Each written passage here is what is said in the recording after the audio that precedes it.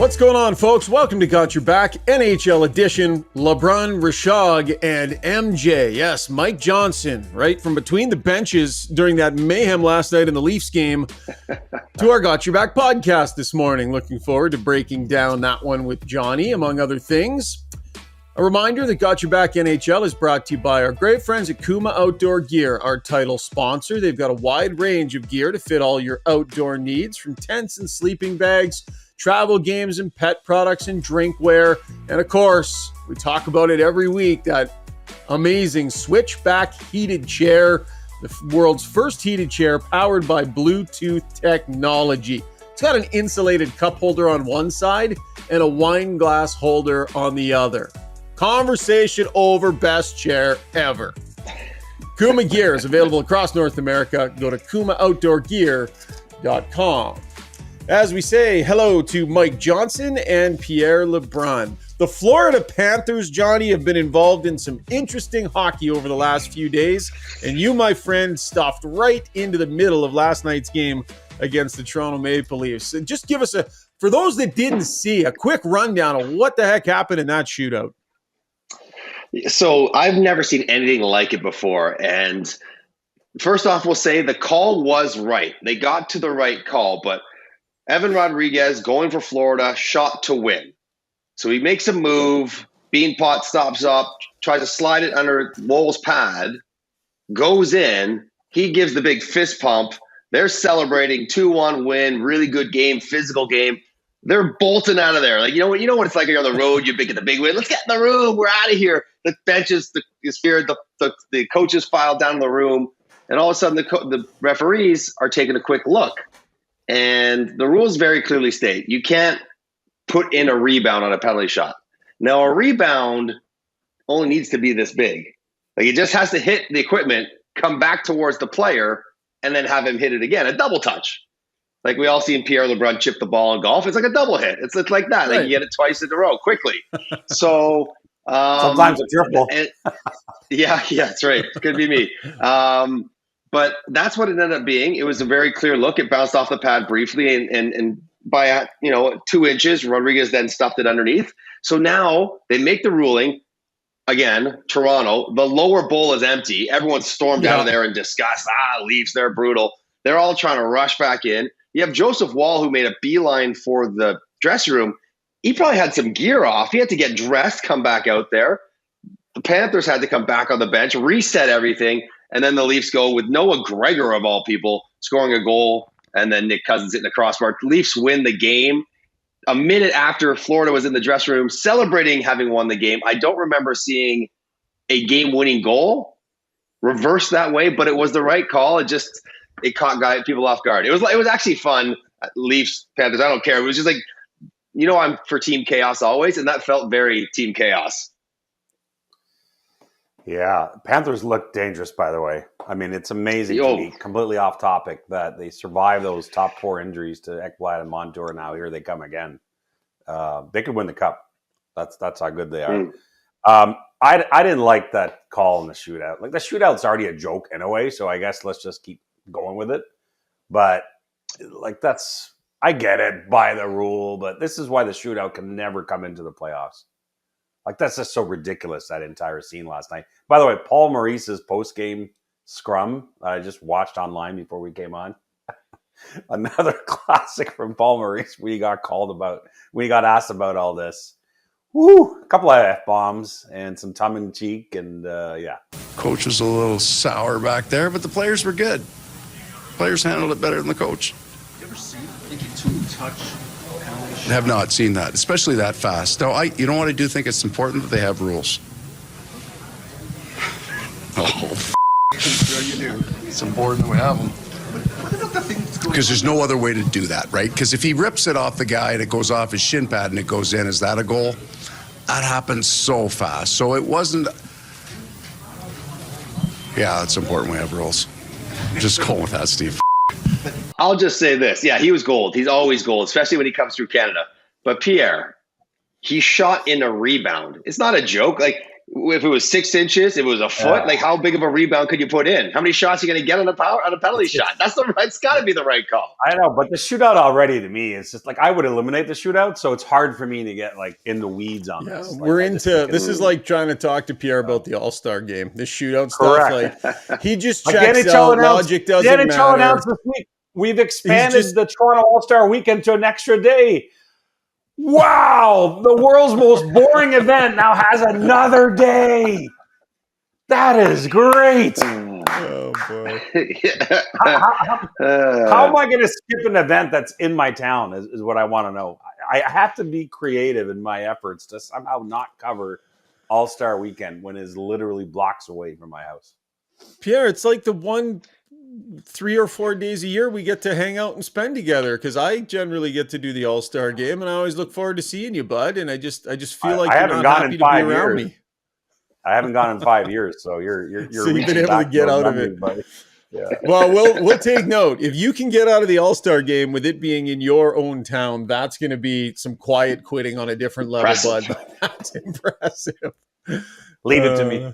Yeah, exactly. He's on the case. All right, guys, let's get to the breakdown. And, of course, brought to you by our title sponsors, Kuma Outdoor Gear. I'm dragging my arse around a little this morning because I was late at an Oiler game last night. Headline here. I'm not sure if the Oilers are back, but I know Connor McDavid is, Johnny. This guy has rediscovered whatever was eluding his game. It's in the hands. It's in the feet. And as I was watching him last night, clearly right back up to speed again, I'm going, oh, yeah, that's what that looks like. Because we had not seen it yet this year. And it's like, oh, yeah, there it is. It's amazing, and it's so befuddling, like how it sort of disappeared. It's the easiest, most obvious answer, which he will never cop to, is that he was hurt. He was hurt. Like there's something physically wrong with him that was prohibiting him from being the guy that he is, the guy that he was last year, the guy that he's been the last few weeks, to the point where I was watching in overtime, and I was mad at Evan Bouchard for missing the backdoor tap-in because I wanted him to get 4 points again. Like, I'm like, come on, you got to put that thing in there.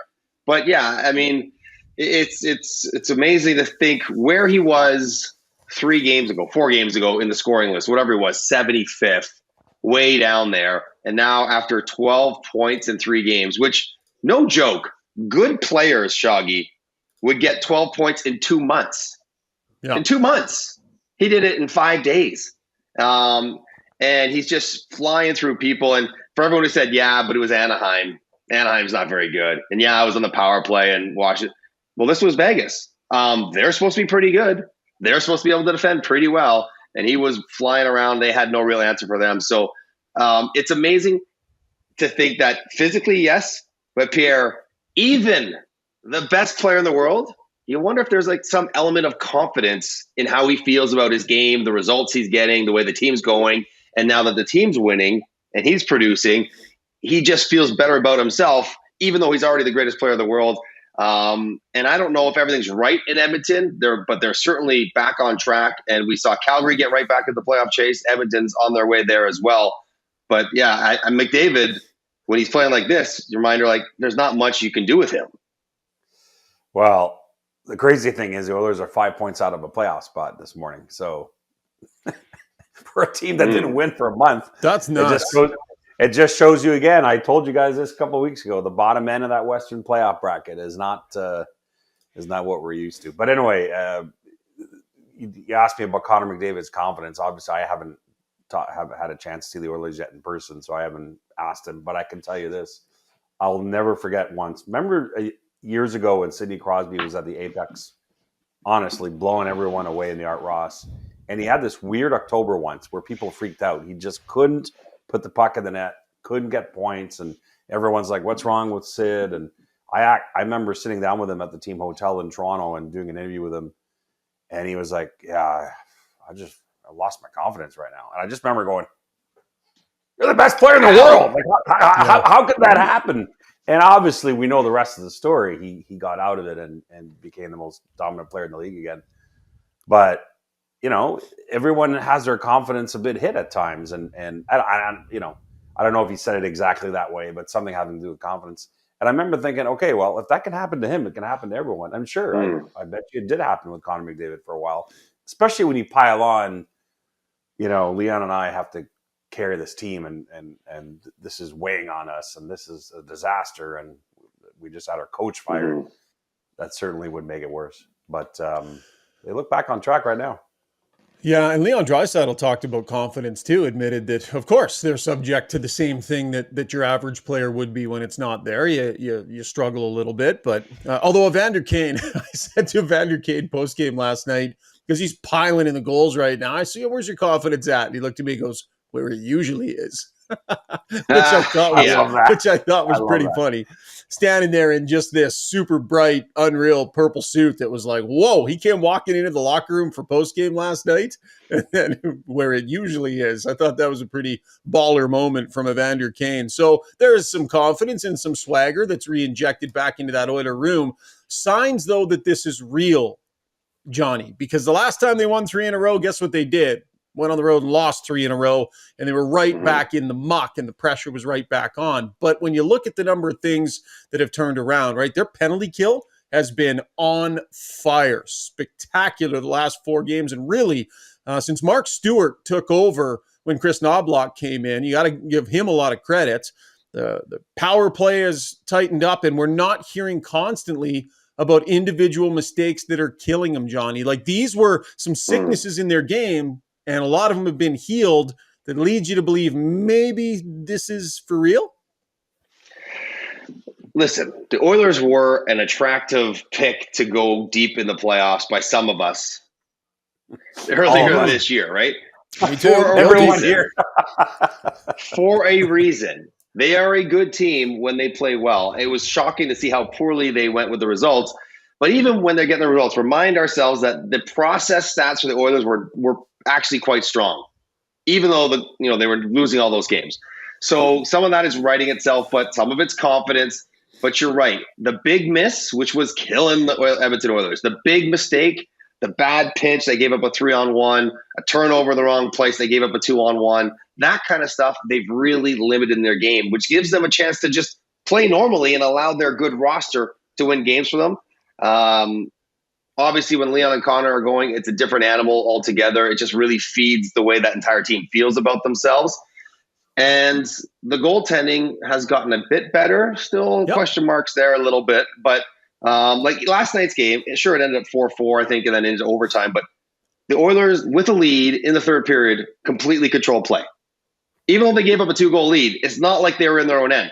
That, to me, is indicative of a team that is trending in the right direction and believes in themselves and have found how they want to play against a really good opponent, Pierre, that they are able, even with a lead, to control play. Forget about the fact that they gave it up. They played the way you'd like to play with a lead in the third period against the defending Stanley Cup champs.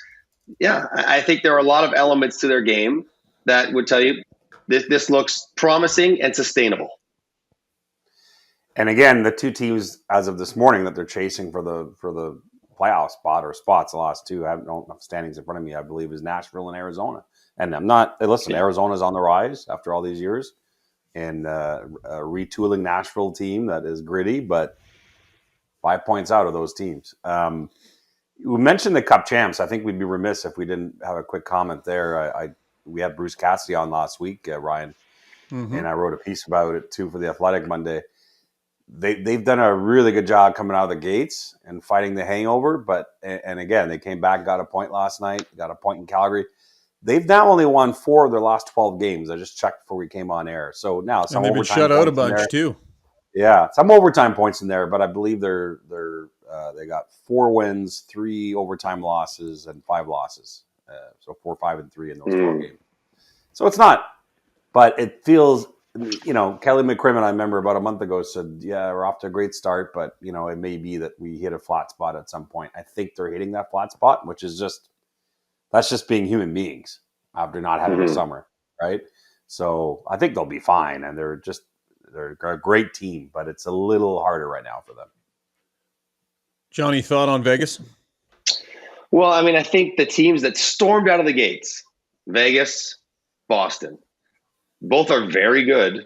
Both have a lot of things to admire, but they were both on unsustainable PDO benders where their goaltending was crazy. They're shooting 14%. Like, they would tell you it's not going to last forever. Kelly McCrimmon told it's not going to last forever, whether it's emotional, physical, or mathematical. Like, it's going to even itself out, and doesn't mean they're not good, but it means they were going to lose some games. They were not going to go 70-12. They're not the Golden State Warriors. Like, that's not how it works in hockey.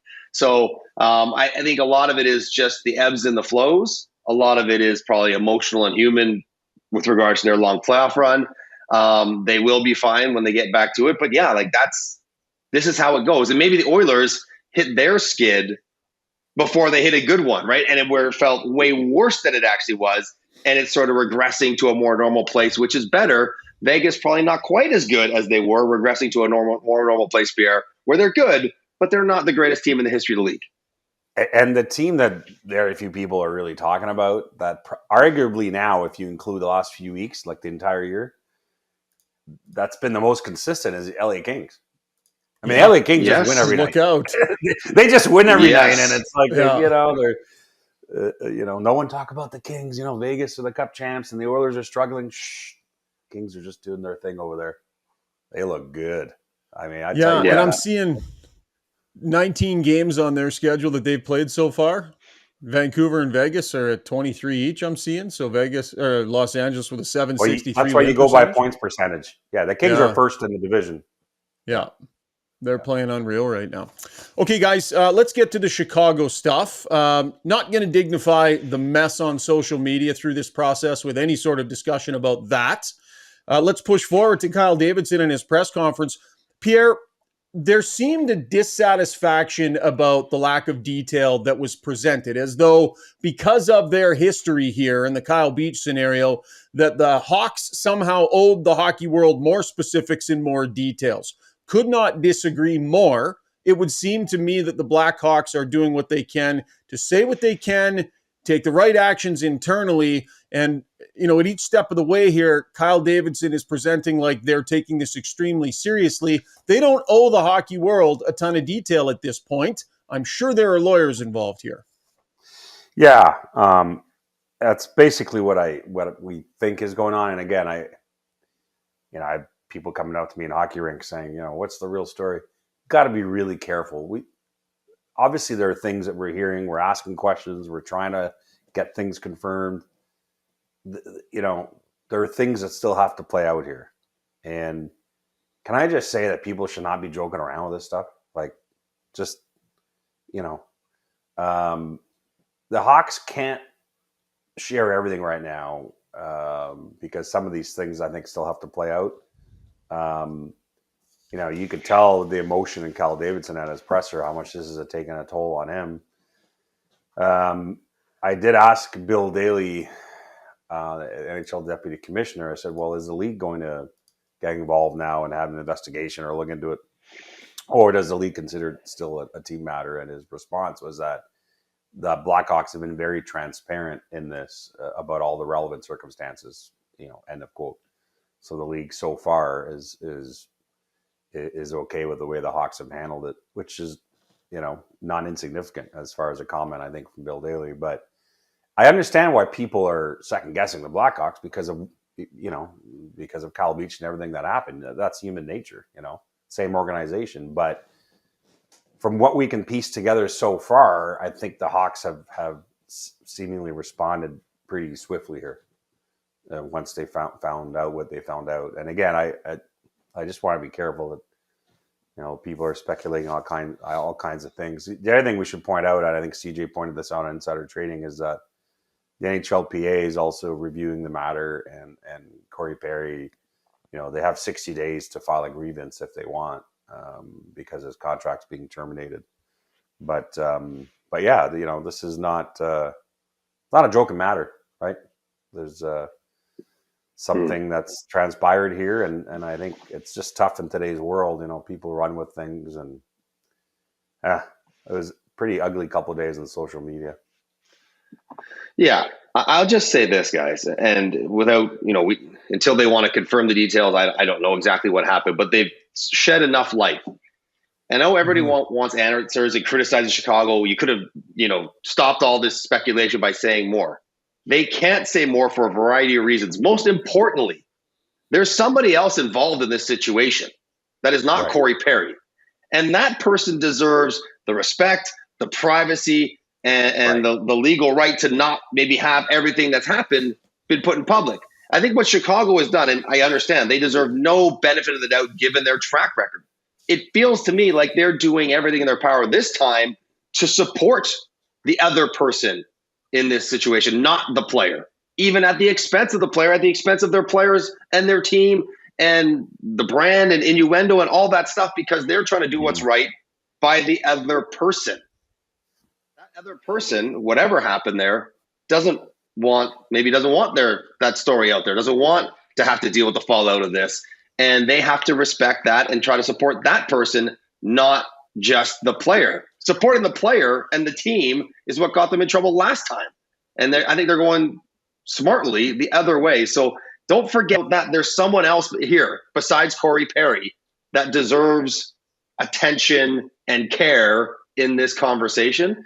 So I think that's the priority. And we may never hear the exact details from the parties involved, because if Corey Perry doesn't want to grieve this, if he accepts the decision, just goes into retirement and deals with his own life, then we probably won't hear it. And that'll have to be fine, because as long as the other person involved is getting taken care of, then that's the priority. I think a lot of people kind of mistake their curiosity with the Hawks' obligation of some sort, and that's just not the case. I think that's really well put, Johnny. Pierre, the one thing that stood out to me was how quickly they moved to, put him on waivers for the purposes of terminating the contract. Just from a mechanic standpoint, that would be something that they would be discussing with the league, would they not? Like, here's what happened. Here's the action we're going to take. Because you don't take terminating a contract lightly. Mm-hmm. And waiting a day or two or letting things play out a little bit or whatever needed to happen, they move quickly to take this action. And you'd think that would be in conjunction with discussion with the league, wouldn't it? Yeah, well, when you terminate a player's contract, which is exceedingly difficult to do in the NHL CBA, right? Yeah. I mean, that's why when you sign a contract, you're really stuck with it in the NHL, almost more so than any other sport alive. When you terminate a contract, it ends up involving both the league and the PA. Don't forget the PA in all this, because the PA's job normally is to make sure that all the grounds have been met that meet the criteria of being able to terminate a contract. So all the relevant, and I guess that's why Bill Daly said, the Blackhawks have been transparent in this process so far. So yeah, we'll see where this goes. And like I said, the PA does have 60 days to decide whether they're okay with all this, in terms of, and I know that might bother some people because they're like, and again, we don't even know everything, but it is the union's job to, generally speaking, a bigger picture, to always try to protect a contract that's been signed. But it's a crazy couple of days. There's no doubt, though, guys, there are mountains of lawyers on all sides of this conversation helping to direct, like lawyers for the club, HR lawyers, legal lawyers, PA lawyers. Like, you have the agent for Corey Perry. You have like everyone is sort of helping to guide the language and what is said and what is not based on what their interests are. And it'll be interesting to see. I mean, if Corey Perry thinks he's done nothing wrong, then he would grieve this. If he maybe has or is willing to concede the punishment, then I don't think he would grieve it. Because I don't think he'd want to have to sort of relitigate whatever happened. And I'll say this, I know it doesn't even matter at this point, but people are curious, will somebody else sign Corey Perry because he'll be free to sign elsewhere? Mm-hmm. The only way somebody else signs Corey Perry is if it comes out with great detail exactly what happened. Because no organization is going to take him on at this point, I think, without sort of vetting what went on and then sort of explaining to their fans why it's okay for them to do this. So that's how I would kind of read the THPR. Yeah, and listen, there's no question in my mind a couple of contenders would be like, oh, Corey Perry, he's a playoff guy. But they would have to do their due diligence. And I don't know how they do their due diligence without calling up Kyle Davidson and asking him. And I don't know that Kyle Davidson's in a position where he can really share everything or not. I honestly don't know. So yeah, and due diligence is different than it used to be. Looking into it to kind of get a sense of what happened and then making your own judgment on that, like that's Right. not due diligence anymore, right? Because Johnny, you made the point that there's somebody else involved here. So if all of a sudden Corey Perry is signed and chasing Stanley Cup glory somewhere, and it turns out that there was something difficult that happened, and there is someone on the other side of this, whatever term you want to use, victim, whatever you want to say. That's tough, right? So it's different than it used to be. I agree with you, Johnny. I think it's probably not something that we see until much more clarity is shed on this situation, and there's a lot more miles from here to there. There's also such a bigger conversation to be had, which I don't think is our forum, but just not just in sports and what happened here, but in politics and war and everything, but just things that take off on social media that people believe are fact, and oh goodness, I think Pierre, we can kind of shrug our shoulders and go, God, social media is stupid sometimes, and man, there are some dummies on Twitter, and it's unfortunate the way it goes. But I think most normal thinking people recognize that for what it is, and breathing any more life into it to me is like, we all know there's dumbasses out there, and it's unfortunate we all have to be exposed to them, but that's what we sign up for with social media. Well, that family that just got dragged through the mud for 4 days didn't sign up for that, doesn't deserve that. And that is garbage that they have to 100%. Go through that. And it's going to stick with the player for a little while, that, he'll hear the chirps and the sideways comments, which is crap. And the fact that his parents, it's just not something that they ever warranted any part of, which is what makes it more unfair than normal. Yeah, 100%. Yeah, well said. Okay, guys, let's move on from that.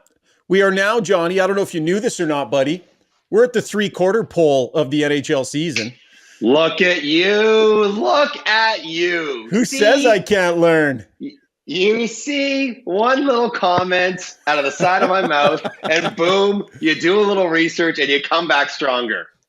What a leader I am. We forgot to red card, yellow card, no card that. Let's do a quick little impromptu one, Pierre. How did you feel about Johnny stopping my sponsor read to correct my English last podcast? I'm going red card all day long. P? I'm going to go yellow because I think he should have let you go through the sponsor read. We really, really like the sponsor read.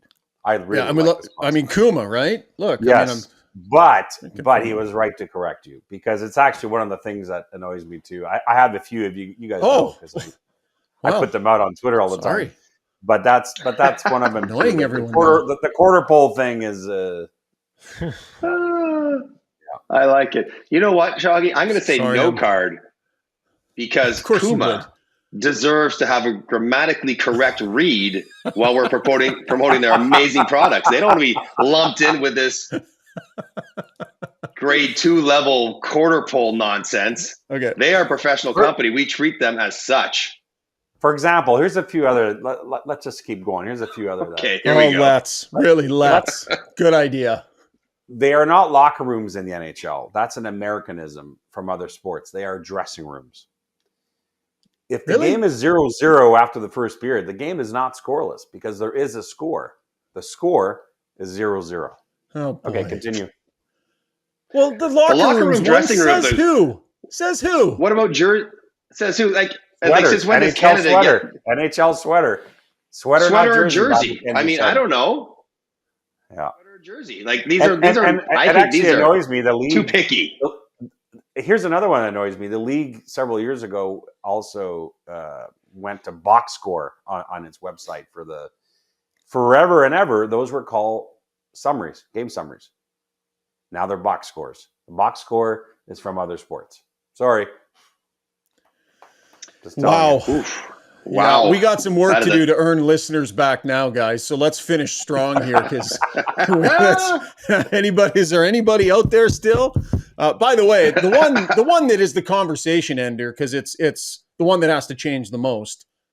When you throw a hit, you don't leave your feet. And everybody in hockey says it. He left his feet. Your feet leave the ice. That's the one that drives me nuts. At no point have your feet been separated from your body. Your feet have left the ice, Pierre. Look at you, just discovering this one for the first time. Or former I've never heard that one. Yeah, that's a good one. I've heard that. And That's an the excellent one. That's the best one. Well, the other one is a former first-round pick. He's still a He's still first-round a pick. current first. Even though Still he's a not playing first-round like pick. Okay. Right. Okay. Okay. I like Okay. it. Our apologies for that, folks. Yes, apparently we are those guys. I got All three more. of us on one podcast. My goodness, some uppity conversation happening here. So three-quarter poll of the NHL season. Overall, guys, Stanley Cup contender. Who is distinguishing themselves overall in that category? Johnny, who do you have at this point? As a contender, I mean, there's several, obviously, but I think Dallas goes under the radar as maybe a team that can absolutely win a Stanley Cup. Ottinger is ridiculous. They have a very good team, play a very good system. And you said it earlier, the LA Kings. And they're doing it LA without Pierre-Luc Dubois yet really hitting his full stride, contributing as much as they would expect him to. They are an awesome defensive team. The great question is in net is Cam Talbot a Stanley Cup goalie right now, but he's been that way playing for LA. LA is friendly to their goalies. So I think LA doesn't get nearly enough attention like Boston, Rangers, Vegas, Colorado might. LA is every bit as good as those teams. Yeah, Kings, the second best points percentage in the league as we tape this, second only to the New York Rangers. My pick is the Kings too, because it just, listen, Vegas might be there in the end, Boston, Colorado, but the Kings have done it without dips so far. They've just sort of come out, and every week is consistent, which is hard to do in this league. 11 wins in their last 14 games. How about the best candidate in this moment to end Canada's 30-year cup drought, guys? You've got the Canucks playing well, Torontoing, Winnipeg getting better here, and maybe the Oilers are back. You laughed? Yeah, you did. You Go ahead, Pierre. Go ahead, Pierre. Go ahead, buddy. Oh, my God. 30 years. I was 21 years old when the Habs won the Cup in 1993. Pierre, let's take people down that memory lane. I'll give you 10 minutes. Tell us the story. I don't want to bring back my mullet. My mullet is gone forever. Thank goodness. The Jets are a great story, by the way, but I can't pick them as the best chance. The reality is, Pierre, while you hum and haw, I don't think there's a team out there right now that you would feel really confident saying they have a good chance of winning. I think that's why I'm struggling. As good as Vancouver's start was, however much we picked Edmonton to start the year, whatever you thought about Toronto's chances, none of those Winnipeg, none of those teams have been near the top 5 or 6. I know Vancouver's record might be there, but I don't know if they're quite that good. So, yeah, I don't think any Canadian team is in the top 6 contenders for a cup today. Yeah. So, I do something, I don't know, Ryan and MJ, if you do this every year for the playoffs, I basically look at 8 teams that I believe are in the Elite 8, regardless of record, but in current form going into the playoffs. And of those 8, the last couple of years, I always had Edmonton and Toronto in those 8. Maybe not near the top, but among the 8 teams that if everything went well, I don't have a Canadian team in the Elite 8 right now. I just don't. Mm-hmm. Right. Yep. Enough said. And you know what? It still might be the Oilers, quite frankly. People wonder if Vancouver is for real. Edmonton is coming on, and they still have the same roster that they had when most people picked them to at least get to a conference final, if not a Stanley Cup final, if not winning at all. So it'll be interesting to see. Oilers in Winnipeg, by the way, coming up tomorrow night, I believe. Okay, guys, let's wrap the pod with a quick discussion on Patrick Kane, as reported by The Athletic and TSN's hockey insider Chris Johnston signs a deal with the Detroit Red Wings. Expected to play beginning next week, coming off that hip resurfacing surgery. A career low 0.78 points per game average in a season split between Chicago and the Rangers. Johnny, what kind of a points pace would you anticipate, Mystic One, from Patrick Kane this time around? On a pretty good team, playing with pretty good players, even though he's coming back of injury and he's a bit older, I would expect if he plays 60 games that he would get close to 50 points. I mean, he just gets points. That's what he does. He's not a perfect player. His play really dropped last year. His play driving, his assist making, and he still ended up with whatever you said, 0.78 points per game. So if he's healthier, presumably he is, and he's playing on a good team with a good power play, he'll pick up his apples. Is he going to be the the difference maker that's going to lead them to a Stanley Cup? No, I don't think so. But that doesn't mean he's not still good, and they won't pick up points playing with DeBrincat and Larkin and Raymond and Perron. Like, they have good players there. So, I don't think he's going to get a point a game, but somewhere underneath it, 0.9 points per game, 0.85, something like that, because that's what he does, and he's still incredible at passing the puck around. And it's not just the on ice, too. Like, I know from, talking to Buffalo and Florida, the other teams that were in on this, and there were other teams as well, but teams like Buffalo and Florida didn't just see Patrick Kane help us on the ice, but Patrick Kane, the 3-time Cup champion, and just what else that brings to teams that are trying to win a championship. In Buffalo's case, trying to make the playoffs, and in Detroit's case, very similar to Buffalo, except Detroit's having a better year. Detroit's ascending, young core, and now they add in a guy who's been there, done that. There's all kinds of intangibles attached to that. A couple of things that is interesting here, like if Patrick Kane takes off and looks like this surgery really did the trick, I mean, I could see Detroit approaching his camp in January, February maybe, and seeing, do we want to extend this marriage? Or maybe they wait until the offseason. But that's a possibility. The other thing is, and I think we have to mention it, I mean, listen, we all want this to work for Patrick Kane. It's a great story. I always cheer for stories.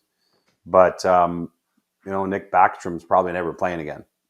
And he had the exact same surgery. Now, two human beings that can have the same surgery and have completely different results. We know that.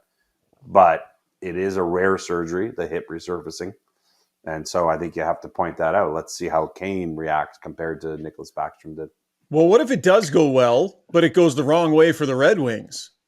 Do we potentially see him move to a contender, Johnny or Pierre? Like, is that Shoggy? Well, this is the question I'd pose. Like, of course, Red Wings, great start. And they're really having a nice run as of late. Coming home from Sweden, they've won, I think, 4 in a row. Are they guaranteed? Would you bet your house on them making the playoffs? No. Like, they're still Boston, Tampa, who's scuffling, Florida, Toronto. All teams that I still think you'd put ahead of Detroit, even though they're not ahead of Detroit in the standings. Even with Patrick Kane on Detroit, I'd still put them ahead of Detroit.